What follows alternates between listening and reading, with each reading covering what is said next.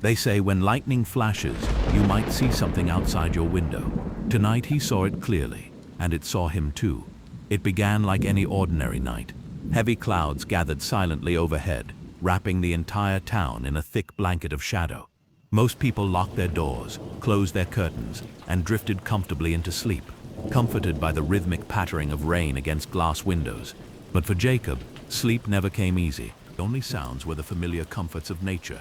Rain dripping softly from the eaves, occasional thunder whispering faintly in the distance. Each lightning strike briefly illuminated the room, began to close. A sudden flash of lightning tore open the night. It lasted only a split second, but in that moment, the shapes outside became clear, sharply defined against the silvery glare. Jacob's heart froze mid-beat. There was something tall and unmoving. It stared directly toward him, a figure barely distinguishable but unmistakably human in form.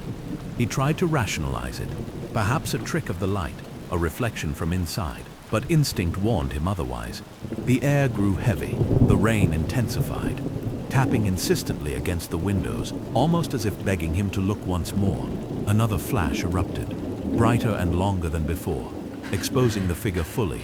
This time Jacob saw it vividly, standing closer now, impossibly closer. Its features remained hidden, shadowed beneath a hood, but Jacob could feel its gaze fixed firmly upon him, unwavering. His pulse quickened, breath catching sharply in his throat. Panic began to claw at the edge of his mind, yet he could not tear his eyes away. As the light faded again into darkness, Jacob realized with chilling certainty, whatever stood outside was aware he had noticed it, aware he was watching, aware he was trapped, alone. And worst of all, Jacob understood instinctively, this figure had no intention of leaving, not until it had come inside.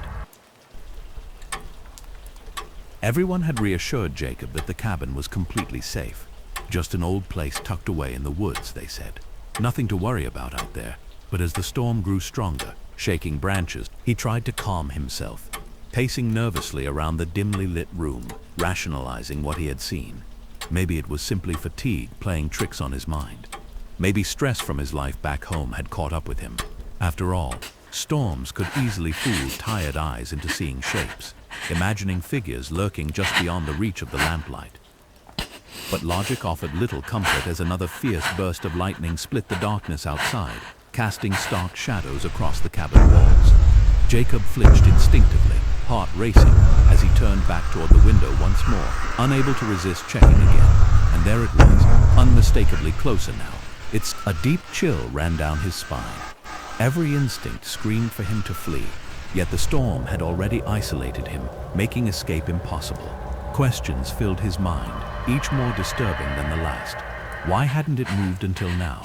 What was its purpose? And most terrifying, the wind howled louder, shaking the cabin as if warning him about what was soon to come.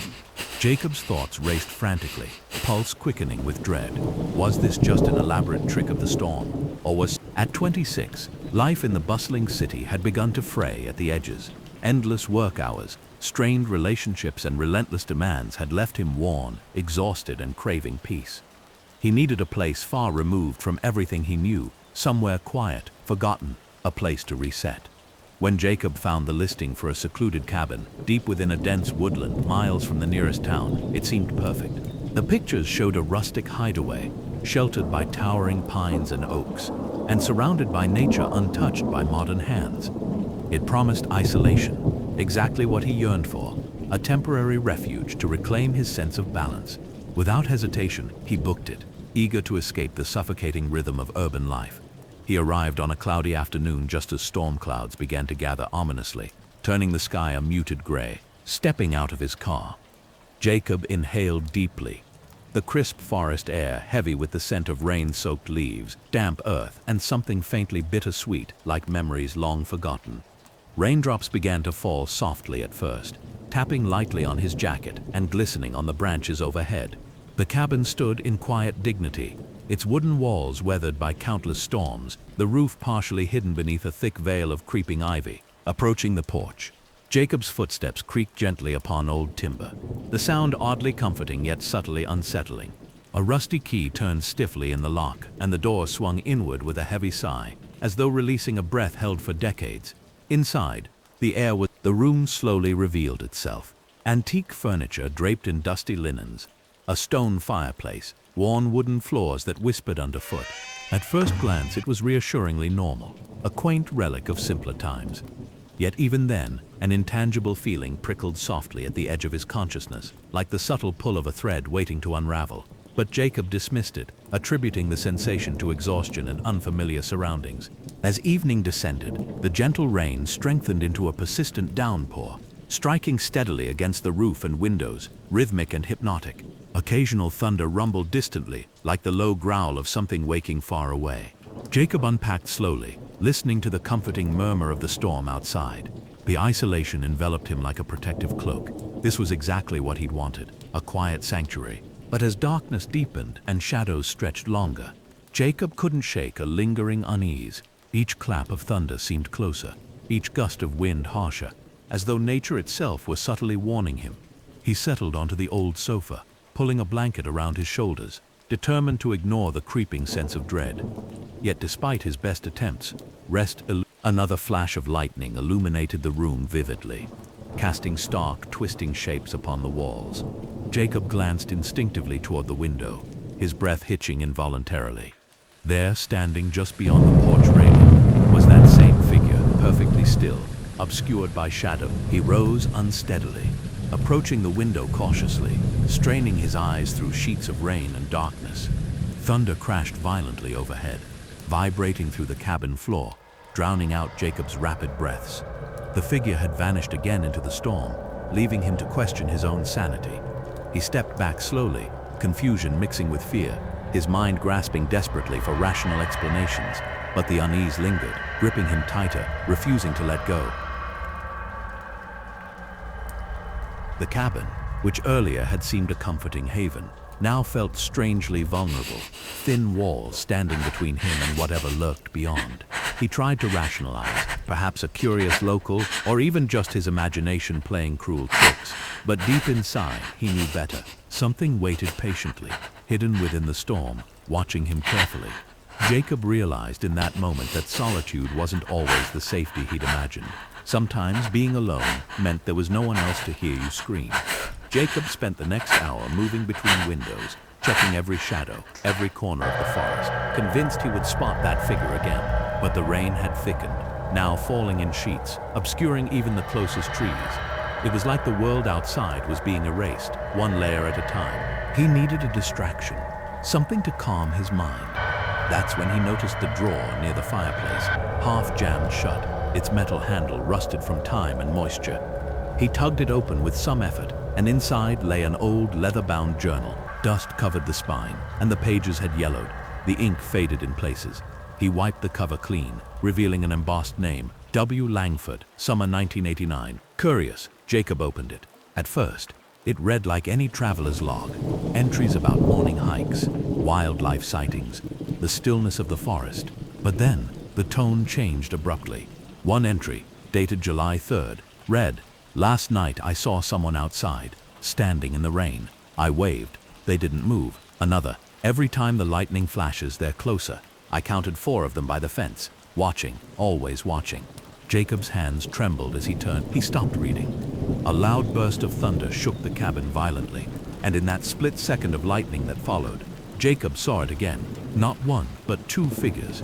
They stood farther back this time, just along the tray line, shoulder to shoulder, still as statues. Jacob's breathing turned shallow. Were they real, or had the journal planted a seed of paranoia?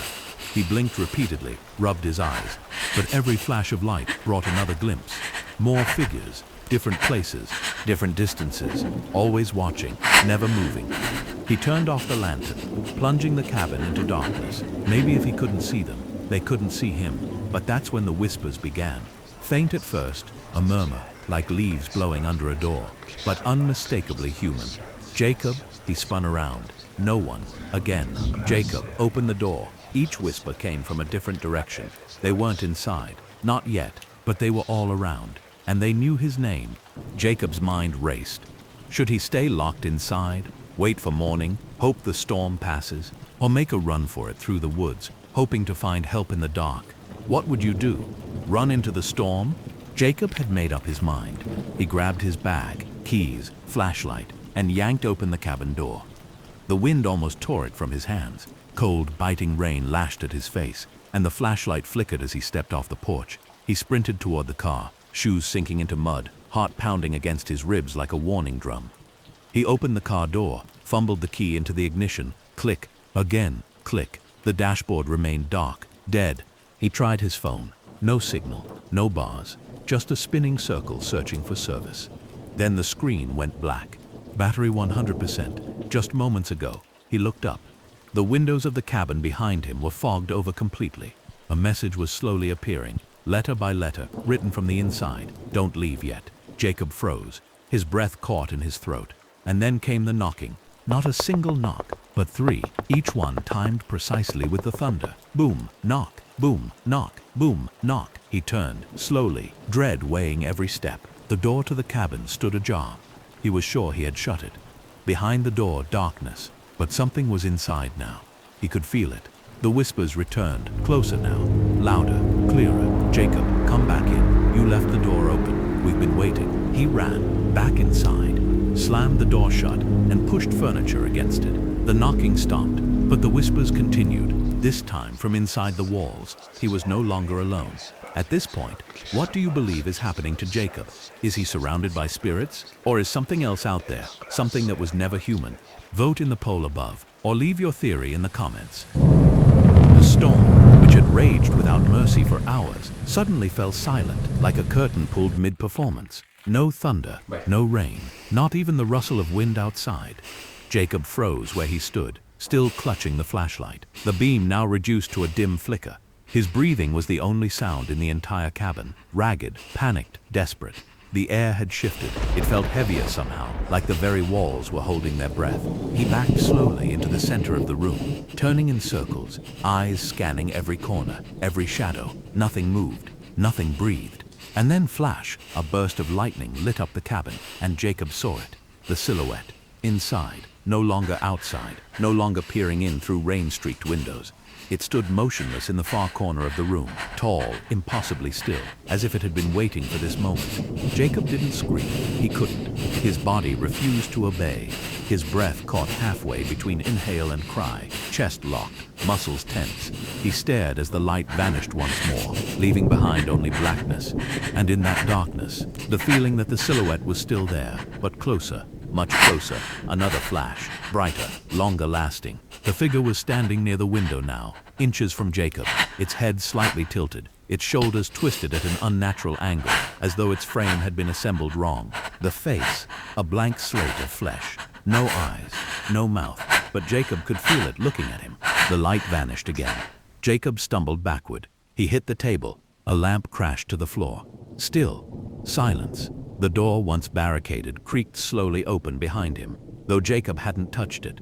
A soft gust of air swept through the cabin, not cold, but wet, as though it carried the rain with it, despite the outside silence.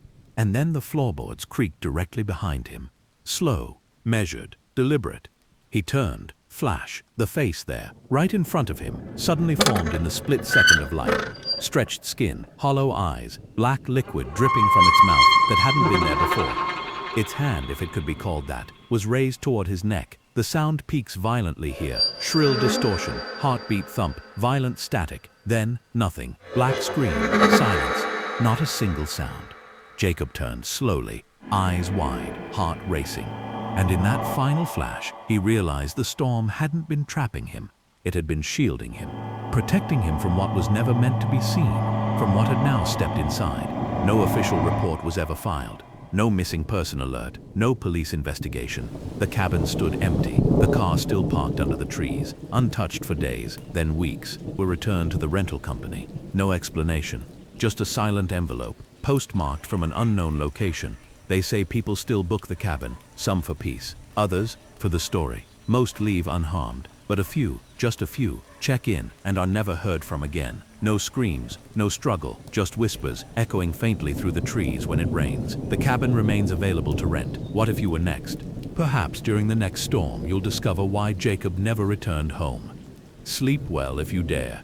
Hit subscribe if you're brave enough for more terrifying stories. Comment below if you've ever experienced something unexplainable. Watch the next video on screen if you're not planning to sleep tonight.